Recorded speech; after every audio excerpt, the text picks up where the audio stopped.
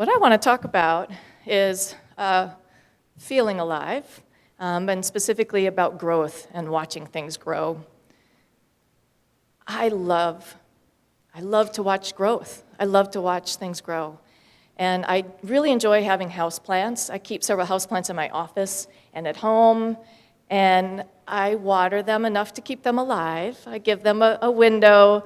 I wouldn't say they're completely always flourishing as much as I would like, because I don't always get around to fertilizing them and repotting them and all those sort of extra things, but I really enjoy them, and I hope that they enjoy me. And 2 years ago, my neighbor gifted me with an aloe vera plant. He brought it to me in a plastic container, maybe about this big, and it was already too big for that particular container. Nonetheless, it grew vigorously, and it was so much fun to watch. And it grew, and before long I could barely water it because the sheaths were covering the cover of the pot, and I'd have to sneak the little water spout under there to get to some dirt to give it some water. And after a couple years, it started kind of becoming misshapen and distorted, and even some of the sheaths were starting to turn brown underneath on the bottom. So the time had come. I needed to repot this plant. So I found the time and I found the inspiration. I got out the equipment and I got around to giving it a beautiful new pot like it needed. And it looked so thankful and happy right off the bat. The change was immediate. It started spreading out in all of its glory. And then it gave me an extra little gift. There was a baby aloe vera that had grown underneath it. So I took that little baby and I gave it its own pot. Cynthia, do you have the slides up?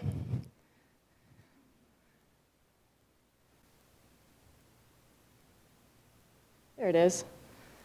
And that is after it was in its new pot for about 2 weeks. I was in love with this thing. I spent, I don't know how much time. Every day I was just watching this thing grow. And I swore I could see it actually grow. And it did. It grew a lot just in a couple of weeks. It was bright green immediately. It was pure bliss to watch the growth. As teachers, counselors, caregivers, this is where our joy is, right? It's in nurturing growth, seeing that aliveness, nourishing life. The theme at Rainbow Community School for the whole year this year is flourishing. What does flourishing mean? Basically, it means to develop or to grow in a healthy and vigorous way as a result of great conditions, favorable conditions, a great environment. That aloe vera plant did not need very much from me at all. All it needed was the right conditions. We're going to do a little exercise that I adapted and learned from Rudolf Steiner, actually. There are some envelopes. If you're sitting in a pew, as most of you are, there's an envelope to the left. It's brightly colored, probably blue or yellow or green. If you're in the back, you might have to share an envelope. If you're beyond where you were supposed to be sitting, actually, there might not be an envelope. But to the left, if you're the person on the left, you have an envelope, and you're going to be the captain for your pew. You're going to hold that envelope. You're going to take out a seed. And you're going to keep a seed for yourself. And this is another way to bring every voice into the room, which is so important at the beginning of a conference or a retreat or even a class or a meeting. You're going to take out a seed, keep one for yourself. And then you're going to take out another seed, and here's the prompt. You're going to turn to the person then on your left, and you're going to say, "Welcome, I am," your name, "I am Renee. Here is a seed for you, a gift of life." You're going to hand it to them, and they're going to respond back, "Thank you, Renee." And you're going to do that down the pew. So be sure each of you keep your own seed, and then pass the envelope and the seed to someone next to you.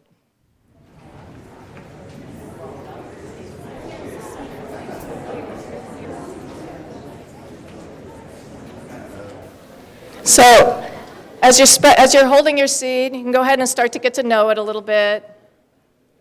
You're going to be giving the seed a lot of love. Is there anybody who still needs a seed? There's plenty. Do you have one? Lots of, everybody has one? All right. So Take some time with your seed. This is a pumpkin seed. In fact, I scooped these out of a pumpkin. We all are sharing in this. These are all from one pumpkin. So take some time to get to know it. It's a little bit like getting to know one another in a way. You're going to have a mindful moment with your seed. Look at its features really closely. Feel it. There might be some gunk dried on it from the innards of the pumpkin. You might smell it. Probably doesn't smell all that great. Breathe a little bit with it. Breathe into it. It's actually very humble, right? Just one humble pumpkin seed.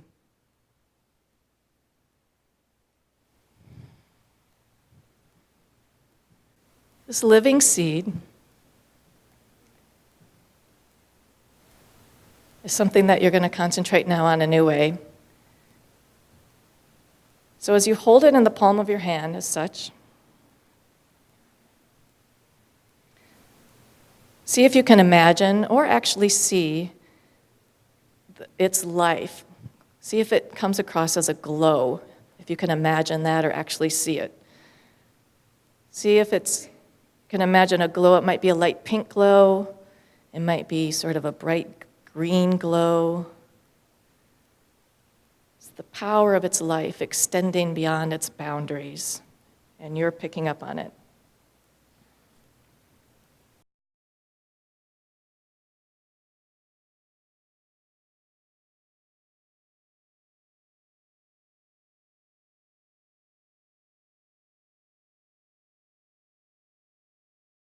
Under the right conditions, the seed will flourish. So now I want you to imagine it as a full-grown, sprawling pumpkin plant. It might be covering an entire front yard, harboring a few bright orange pumpkins underneath its big, fuzzy leaves. Great big pumpkins that are also full of seeds, full of life. So much potential right here in this one humble seed. One could even call it endless or eternal life. In fact, perhaps even literally. This seed came from a pumpkin, and that came from a pumpkin before it, and that came from a pumpkin before it. And how far back does that life go? This seed has the potential to raise another pumpkin with some more seeds.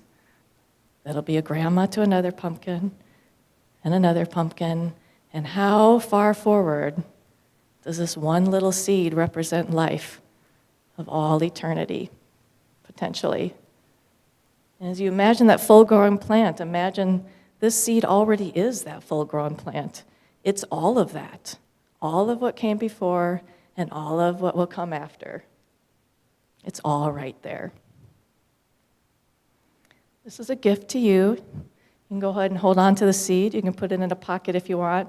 But I hope you take it home and stick it in some dirt somewhere and forget about it, because I'd love for it to surprise you come springtime. And as it pops up somewhere, life always wants to grow. I want to talk about two different kinds of learning that our pumpkin seed is going to be a metaphor for eventually. The first type of learning that I want to talk about is instrumental learning. Instrumental learning is the most straightforward type of learning that there is, right? You can check it off. We've done that. We figured out how to add. We learned how to subtract. It's finite, it's linear, we can accumulate it. We can even measure it nowadays. The other kind of learning that I want to talk about is infinite learning. At least that's what I'm going to call it. As the name implies, infinite learning never ends. It's absolutely timeless. It's immeasurable. It has no right. It has no wrong. You cannot have more of it or less of it. One could say it's so alive that it's life itself, absolutely boundless. Buckminster Fuller, I think he said that This type of learning is actually a metaphysical activity, if you think about it. After all, it's invisible. We can't see it. I can share it with you, and you can share it with me, and we can really enjoy that invigorated feeling of being alive from sharing something that we know we've experienced, but we cannot see it. We just know it's there. And when we learn this way, we really feel alive. It's never final, and it's never dead. It's always ongoing. So to further illustrate, I want to share with you some quotes. I've been interviewing some teachers who have shared such wisdom with me, and they've really made an impression. And the first one is from a teacher that we're going to call Rose.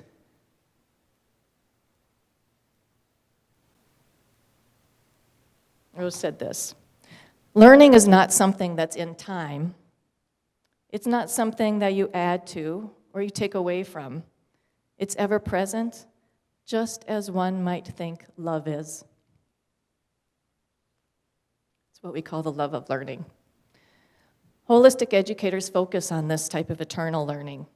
We know that instrumental learning is so much easier when this type of infinite learning, let's call it living learning, has been lubricated.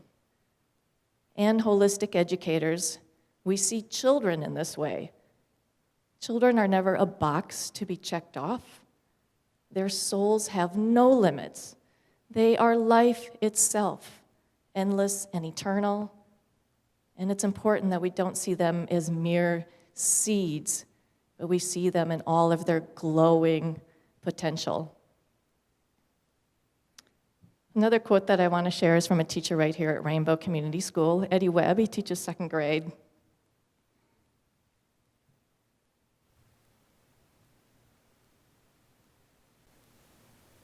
The screen has part of the quote. I'm going to read the rest. "We're never just frozen as who we are at our physical age. We're always changing. This child, it's just what they're doing right now. We're just childing right now. It's more like a verb than a noun. You know, I'm not necessarily a man in my mid-40s. I'm a timeless being who happens to be in this situation right now." And the other final quote that I want to share is from a teacher who actually teaches at a holistic school. She teaches fifth grade. And she came into the school and nobody was doing circles, and so she instituted a circle practice, such as the centering that we have here at Rainbow. And so she had fifth graders in circles in a sacred moment, sometimes sitting for quite a long period of time, sharing profound thoughts. In fact, she would talk about how at times it felt like we were one being and everything everybody said was understood as if we were of one mind, and the connections that those students built with one another and that she built with them, and how rich and deep those were and how much they learned throughout the year. But she said after fifth grade there wasn't another teacher that was doing this at her school. So this is what she had to say about that. "I still have those students come back to me and say, 'Fifth grade was my best year.' Now, I'm sure many teachers hear that, of course, and I'm not saying that's an uncommon thing, but I can tell when one in particular comes in the room, she looks around, and I can see that she's remembering that feeling that she had. And there's a bit of sadness, because she hasn't had that since. But I don't worry about that, because I feel like this."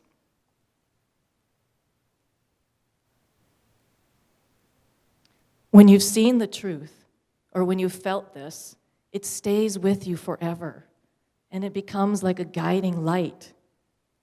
So she will, I feel, seek it out in her life again, and she'll create it for others. She'll create it for others. So just as our pumpkin seeds have the potential to create more and more pumpkins forever, so does the love that we share with our children cultivate love from one generation to another forever. Our only job is to create the necessary conditions for flourishing. So my hope for the conference is for all of you to find some moments here for you to nourish your souls. When you're nourished, you can provide the conditions to nourish others. To remember your lifelong, eternal journey of learning. That's what you're here for, to experience the joy and the aliveness of learning and of sharing that learning with one another. And I hope that you're able to go back with a few more seeds in your pockets that you can take back and nourish and help bring to life the conditions for others to flourish. Thank you.